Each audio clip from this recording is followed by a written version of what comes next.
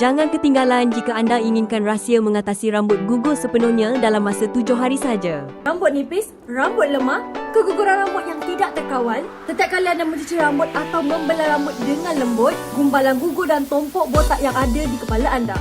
Jangan risau, shampoo Halia King of Ginger kami diekstrak sepenuhnya menggunakan halia segar dan herba semula jadi.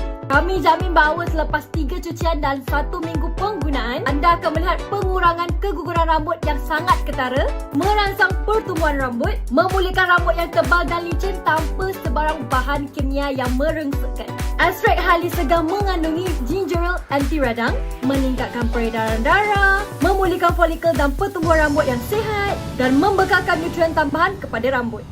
Digabungkan dengan parti kulit limau gedang untuk membantu mencegah keguguran rambut dan menghilangkan klim memor dan kulat-kulit kepala. Ia juga mengandungi 5 kali ganda lebih vitamin B5, biotin menghasilkan keratin semula jadi untuk menjadikan rambut lebih lebat, kilat dan tumbuh semula dengan lebih cepat.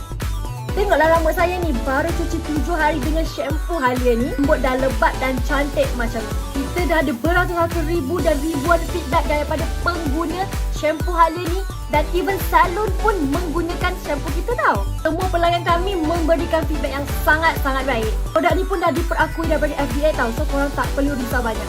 Okey, istimewa hari ni je tau, kalau korang beli 1 botol, korang akan dapat lagi 1 botol, and bukan tu je, korang akan dapat juga serbuk semula jadi yang boleh melebatkan rambut korang tu. Promo ni hanya untuk orang yang tengok video ni je tau.